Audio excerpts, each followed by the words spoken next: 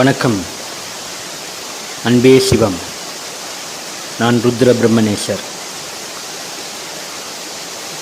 நம்ம ஏற்கனவே முதல் பாடத்தில் மன ஆற்றல்களை பற்றி நம்ம பேசிகிட்டு இருக்கோம். இரண்டாவது பாடத்துலேயும் நீங்கள் பார்த்தீங்கன்னா பார்ட் 2ல் மன இயக்கங்களை பற்றி நம்ம விலாவரியாக நம்ம பார்த்தோம். இப்போ உங்களுக்கு முக்கியமான ஒரு சில குறிப்புகளை முழுமையான முறையை உங்களுக்கு இந்த பார்ட் 3 மூலிமா நான் சொல்ல போகிறேன். நம்ம ஏன் தியானம் செய்யணும், அன்றாடும் வாழ்க்கையில் இந்த தியானம் என்பது மிக மிக அவசியமாக, மன ஓட்டத்தை நம்ம எப்படி கட்டுப்படுத்துறது, இந்த மூச்சுக்கும் மனதுக்கும் என்ன சம்பந்தம் இருக்குது, இப்படி பல விஷயமாக நம்ம போக போகிறோம். அதில் முதல் கட்டத்தில் நம்ம சித்தர்களை பற்றி நம்ம பார்ப்போம். ஏன் நான் சித்தர்களை பற்றி நான் சொல்கிறேன்னா,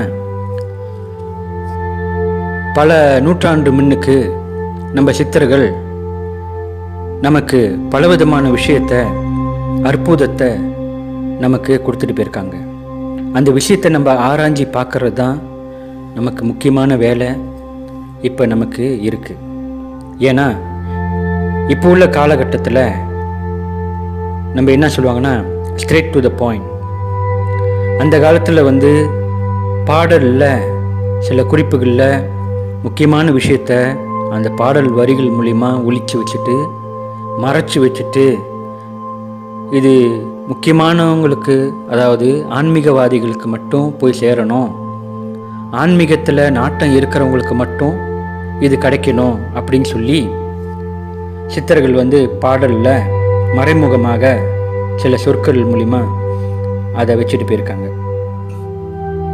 ஆனால் இப்போ உள்ள காலகட்டத்தில் வெட்ட வெளிச்சமாக நம்ம வள்ளலார் காட்டின வழி மாதிரி இன்னும் பல மகான்கள் நேரடியாக நமக்கு போதனை செஞ்ச மாதிரி இப்போ உங்களுக்கு கருப்பொருளில் வெட்ட வெளிச்சமாக போட்டு காட்ட போகிறேன். நம்ம மனதில் இருக்கக்கூடிய ஆற்றல்களும் சக்திகளும் மிக மிக அளவு இல்லாதது.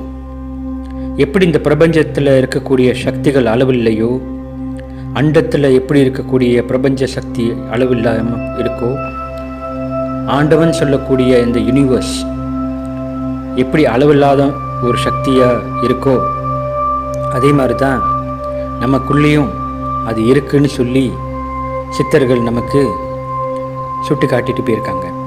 இப்போ பாருங்க, சிவவாக்கியார்ன்னு சொல்லக்கூடிய சித்தர் பாடலில் ஓடி ஓடி ஓடி ஓடி உட்கலந்த ஜோதியே அப்படின்னா என்ன அர்த்தம்னாக்க, இந்த நாசி என்பது சந்திரகளையும் சூரியகளையும் தினம்தோறும் 21,600 வாட்டி நம்ம சுவாசிக்கிறோம்னு சொல்லி சயின்ஸில் இருக்குது. அப்போ 10,000 முறைகள் நம்ம சுவாசிக்கிறோம் ஒரு நாளைக்கு.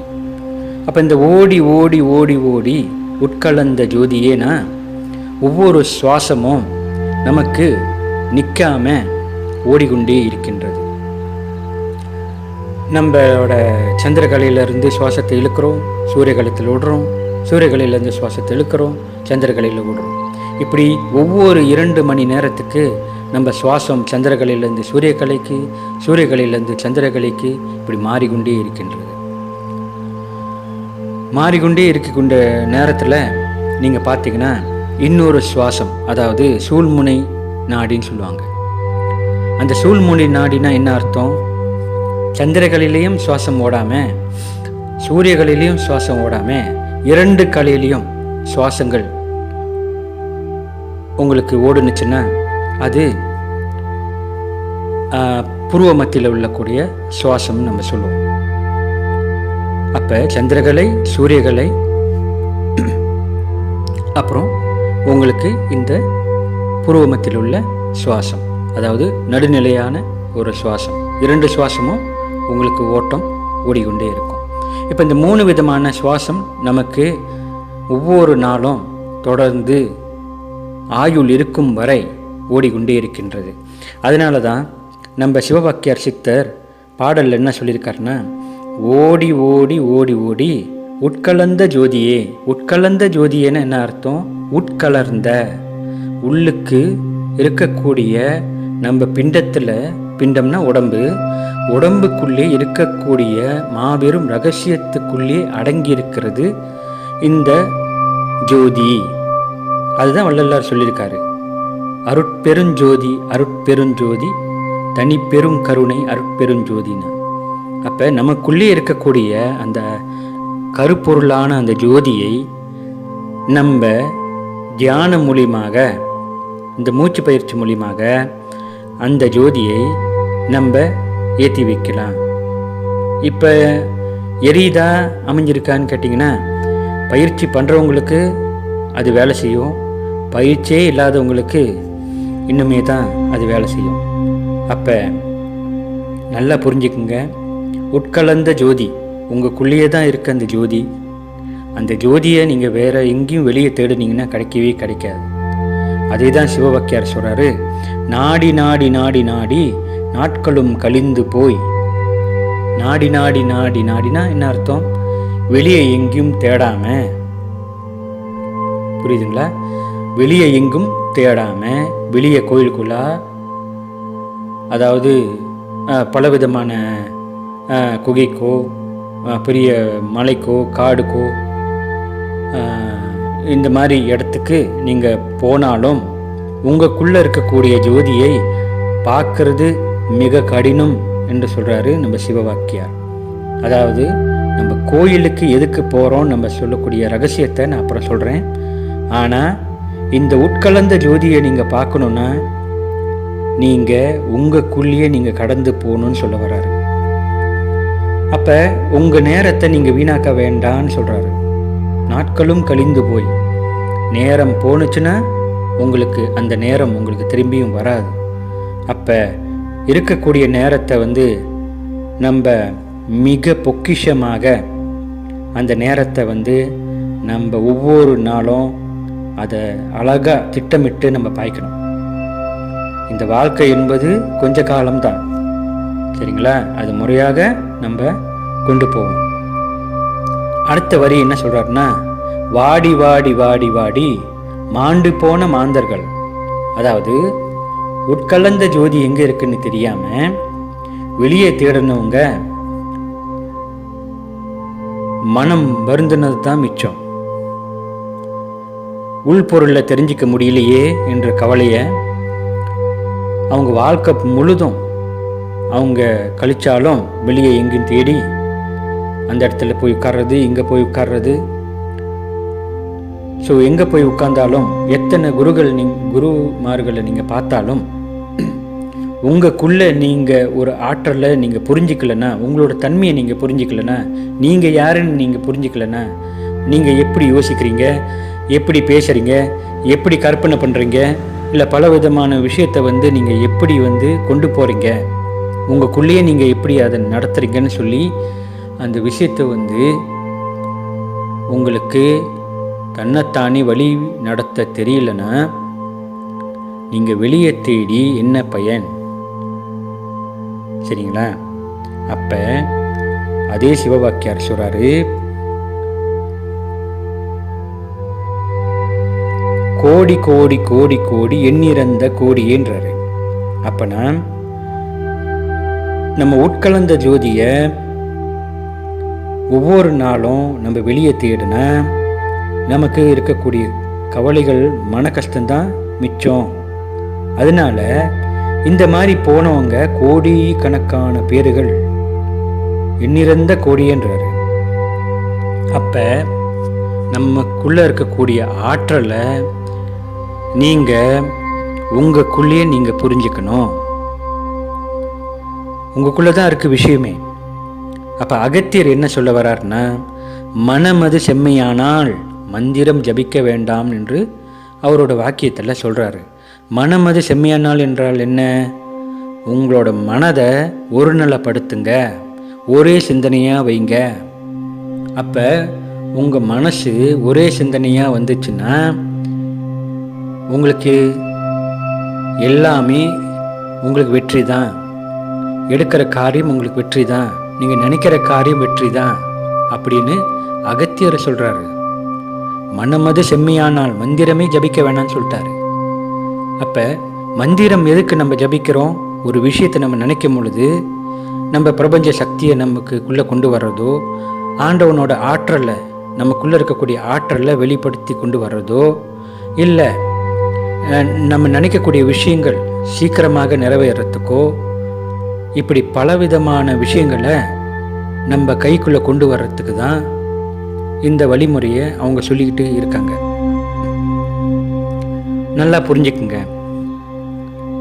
எல்லா சித்தர்மார்களும் நம்மளை பற்றி தான் சொல்லிக்கிட்டு இருக்காங்க. அதனால் நான் திருப்பியும் சொல்கிறேன், உங்கள் மன ஓட்டத்தையும் மூச்சு ஓட்டத்தையும் ஒரே சீரான கோட்டில் கொண்டு போங்க. அதுதான் ரொம்ப முக்கியம். சரி, இப்போ நம்ம பயிற்சிக்கு போவோம். நான் ஏற்கனவே பார்ட் 1 அஃபர்மேஷன் பார்ட் 1 தமிழில் உங்களுக்கு ஏற்கனவே சொல்லியிருக்கேன். சந்திரக்கலையில் உங்கள் மூச்சை இழுத்து சூரியக்கலையில் விட்டுட்டு, அதாவது எவ்வளோக்கு எவ்வளோ உங்களோட மூச்சை நிதானமாக, மெதுவாக, ஆழமாக உங்கள் மூச்சை நீங்கள் சந்திரக்கலையில் இழுத்து மெதுவாக சூரியக்கலையில் விடுறீங்களோ, அது பயிற்சி. அது 1 வாரம் இல்லை 1 மாதம் நீங்கள் செய்யலாம். உங்களுக்கு அது உங்களோட உடம்பு, உங்கள் மூச்சு ஓட்டம் உங்களுக்கு அது சரியான முறையில் இயங்குனுச்சுன்னா அப்புறம் நீங்கள் இந்த 2வது பயிற்சிக்கு நீங்கள் போகலாம். இந்த 2வது பயிற்சி என்ன? இப்போ பயிற்சி சந்திரகளில் மூச்சை இழுத்து சூரியகளில் விட சொன்னேன். 2வது பயிற்சி என்னன்னா அதே தான். சந்திரகளில் மூச்சை இழுத்து சூரியக்கலையில் உங்கள் மூச்சை மெதுவாக விட்டு, அப்புறம் திருப்பியும் அந்த சூரியக்கலையில் மூச்சை இழுத்து, அப்புறம் சந்திரக்கலையில் உங்கள் மூச்சை நீங்கள் விடணும். இப்போ இது 2வது பயிற்சி. இது 1 வாரத்துக்கோ இல்லை 1 மாதத்துக்கோ உங்களுக்கு தோடாக, உங்களுக்கு உடம்புக்கு தோலாக அது எப்படி அமையுதோ அந்த மாதிரி நீங்கள் கொண்டு போகலாம். இப்போ இந்த 3வது பயிற்சி இதில் நம்ம வந்திருக்கோம். இதில் நான் உங்களுக்கு என்ன சொல்ல வரேன்னா, இந்த நாடி சுத்தி பிராணாயாமம் என்று சொல்லக்கூடிய முழுமையான ஒரு வழிமுறை என்னன்னு உங்களுக்கு நான் சொல்கிறேன். ஏன் நான் பார்ட் 1 உங்களுக்கு வெறும் சந்திரக்கலையில் இழுத்து சூரியக்கலையில் விட சொல்கிறேன்? ஏன்னா நம்ம ஒவ்வொரு விஷயமும், முக்கியமான விஷயம் என்னென்னா இந்த மூச்சு பயிற்சி இல்லாதவங்களுக்கு எடுத்தோன்னே நம்ம நாடி சுத்தி பிராணாயாமம் முழுமையாக நம்ம செய்யக்கூடாது. ஏன்னா நம்மளோட மூச்சு ஓட்டம் நமக்கு சரியாக சீராக இருக்காது. அப்போ படிப்படியாக எந்த விஷயம் செஞ்சாலும் படிப்படியாக மெதுவாக பொறுமையாக செய்யணும். அப்போ கொஞ்சம் கொஞ்சமாக தான் உங்கள் உடலை நீங்கள் தயார் பண்ணணும், உங்கள் மனதை நீங்கள் தயார் பண்ணணும். எடுத்தோடனே நீங்கள் மனம் செம்மையாயிருமா? இல்லை எடுத்தோடனே உங்களுக்கு மனம் ஒருநிலைப்படுமா? படாது. ஏன்னா இத்தனை ஜென்மங்களாக இந்த பிறப்புலையும் எத்தனை வயசு வரைக்கும் உங்களோட எண்ண அலைகள் ஓட்டம் நிற்கவே இல்லை. திடீர்னு கொண்டு போய் ஸ்பீட் பிரேக் போடுற மாதிரி நிப்பாட்டினீங்கன்னா அது மிகப்பெரிய கடினமான ஒரு காரியமாக இருக்கும். சரிங்களா? அதனால உங்களோட மன ஓட்டத்தையும் மூச்சையும் சீராக்கணும்னா மெதுவாக பொறுமையாக செய்யுங்க. இப்போ 3வது பயிற்சி என்னன்னு பார்ப்போம். சந்திரக்கலையில் மூச்சை மெதுவாக, ஆழமாக, பொறுமையாக மூச்சை இழுத்து, அப்புறம் சூரியக்கலையில் மூச்சை விடணும். இப்படி விட்டுட்டிங்கன்னா அப்புறம் மூச்சை அடக்கிக்கணும். 1 நிமிஷம், 2 நிமிஷம், 3 நிமிஷம் செய்கிறவங்களுக்கு. அப்புறம் படிப்படியாக 5 நிமிஷம் இல்லை 10 நிமிஷம் வரைக்கும் நீங்கள் செய்யலாம். நிமிஷம்னா என்ன சொல்லக்கூடியன்னா செகண்ட். சரிங்களா? அப்போ 3 செகண்ட் முதல் செய்யுங்க, அப்புறம் 5 செகண்ட், இல்லைன்னா கவுண்டிங் கூட வச்சுக்கலாம், 1 2 3 அந்த மாதிரி வச்சுக்கோங்க. சரிங்களா? முதல் 3 கவுண்டிங் செய்யுங்க, அப்புறம் 5 கவுண்டிங் செய்யுங்க, அப்புறம் 10 கவுண்டிங் செய்யுங்க. அப்போ இந்த 3 கவுண்டிங் எவ்வளோ நாள் செய்கிறது? ஒரு வாரத்துக்கு செய்யுங்க, இல்லை 2 வாரம் செய்யுங்க, இல்லைன்னா 1 மாதத்துக்கு செய்யுங்க. உங்களோட உடம்புக்கு தோலாக அதை செய்யுங்க. அப்போ நான் திருப்பியும் சொல்கிறேன், கரெக்டாக குறிப்புகளை எழுதி வச்சுக்கோங்க. சந்திரகலையில் மூச்சை மெதுவாக ஆழமாக நீங்கள் இழுத்து, சூரியகலையில் மெதுவாக அதை விட்டுட்டு உங்கள் மூச்சை 2 மூக்கு துவாரங்களையும் அடைச்சிக்கணும். கையில் வச்சு அந்த விரலில் வச்சு அமுத்திக்கணும். அமுத்திட்டு நீங்கள் கவுண்ட் பண்ணணும், 1 2 3. அதுக்கப்புறம் திருப்பியும் சூரியகலையில் மெதுவாக ஆழமாக உங்கள் மூச்சை இழுத்து, சந்திரக்கலையில் உங்கள் மூச்சை மெதுவாக ஆழமாக மெதுவாக வெளியாக்கிட்டு, அதுக்கப்புறம் திருப்பியும் இந்த மூக்கை அடக்கிக்கணும். அடைச்சிட்டு திருப்பியும் கவுண்ட் பண்ணிக்கணும். இங்கே எத்தனை கவுண்ட் பண்ணிங்களோ 1 2 3ன்னா அதே மாதிரி தான் இங்கேயும் 1 2 3. இப்போ 5 செஞ்சிங்கன்னா 5, 10 செஞ்சிங்கன்னா 10. ஆனால் முதல்ல ஆரம்பத்தில் இருக்கிறவங்க, ஆரம்பத்தில் இப்போ தான் புதுசாக ஆரம்பிக்கிறீங்கன்னா நீங்கள் 3 ஒரு மாதத்துக்கு நீங்கள் கண்டினியூ பண்ணுங்கள். அப்புறம் 5 இன்னொரு மாதத்துக்கு செய்யுங்க. அப்புறம் மெதுவாக 7 அப்புறம் இன்னொரு மாதத்துக்கு செய்யுங்க. அப்புறம் 10 ஒரு மாதத்துக்கு செய்யுங்க.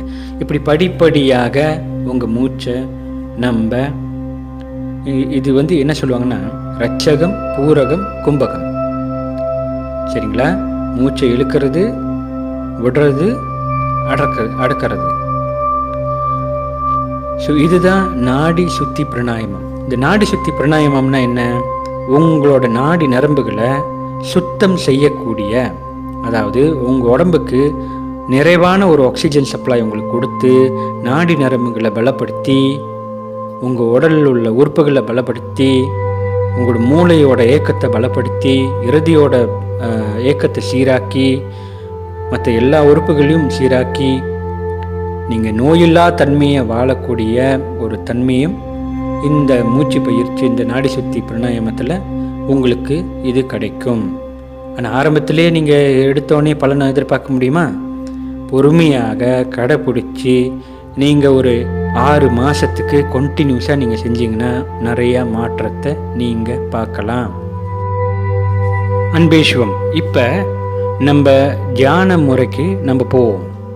தியானம் நம்ம செய்யாத முன்னுக்கு நம்ம என்ன செய்யணும்னா, நம்ம கல் தரையிலையோ மண் தரையிலையோ இல்லை மார்பிள் தரையிலையோ இல்லை சிமெண்ட் தரையிலையோ நம்ம உட்காரக்கூடாது. அப்படியே உட்கார்ந்தாலும் நீங்கள் ஒரு மணக்கட்டை, அதாவது பலகையில் உள்ள கட்டைகளை நீங்கள் உட்காரத்துக்கு நீங்கள் பாய்க்கலாம். அப்படியே பாய்ச்சாலும் அது மேலே காட்டன் துணியோ இல்லை பட்டு வேஷ்டியோ பட்டு சாரியோ இல்லை ஏதாவது மொத்தமான கார்பேட்டோ அந்த மாதிரி ஏதாவது நம்ம போட்டுட்டு அந்த கட்டை மேலே போட்டுட்டு நம்ம உட்காரணும். அப்படி உட்காரும் பொழுது ஏன் அப்படின்னு சொன்னால், உங்களோட உடம்புல இந்த தியான பயிற்சியோ இந்த மூச்சு பயிற்சி செய்யும் பொழுது உடம்புல ஒரு உஷ்ணம் ஏற்படும். அந்த உஷ்ணத்தை நம்ம வீணாக்கக்கூடாது. அந்த உஷ்ணம் நம்ம உடம்புல மிக முக்கியமான ஒரு உஷ்ணம். அந்த பயிற்சினால் ஏற்படக்கூடிய உஷ்ணம் மிக முக்கியமான உஷ்ணம்.